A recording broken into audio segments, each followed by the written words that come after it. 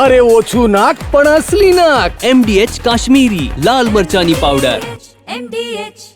સમાચારમાં આગળ વાત કરીએ પતિત પાવની પુણ્ય સલીલા નર્મદા માતાના પ્રાગટ્ય દિનની. આજે નર્મદા જયંતિનો પાવન પર્વ છે, ત્યારે વડોદરાના દક્ષિણ પ્રયાગ તીર્થક્ષેત્ર પર શ્રદ્ધા અને ભક્તિભાવ સાથે મા નર્મદાના જન્મદિવસની ઉજવણી કરાઈ. ચાંદોદના નાવિક શ્રમજીવી મંડળ, નર્મદે હર ગ્રુપમાં, રેવા ભક્તિ સંગઠન, ધર્મ પ્રવૃત્તિ મંડળ, બ્રહ્મ સમાજ સહિત નગરના ભાવિકો અને કાંઠા કિનારાના નગરજનો માતાજીની જન્મ જયંતિ ભક્તિ ભાવપૂર્વક જોડાયા હતા.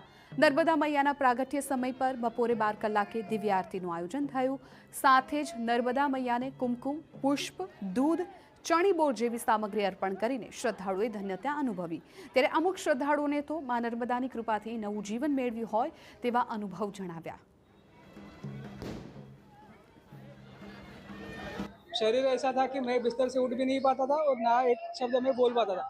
जबकि भारत के बड़े बड़े न्यूरोलॉजिस्ट ने बोल चुके थे कि इंसान जिंदगी में कभी बिस्तर से उठ भी नहीं पाएगा, एक शब्द बोल नहीं पाएगा.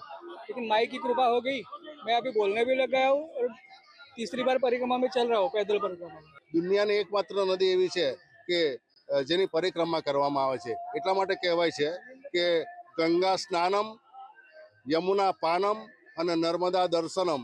નર્મદાના દર્શન માત્રથી જ માણસ પવિત્ર થાય છે. તો આજે ઘણા બધા ભક્તો અહીંયા આવેલા છે.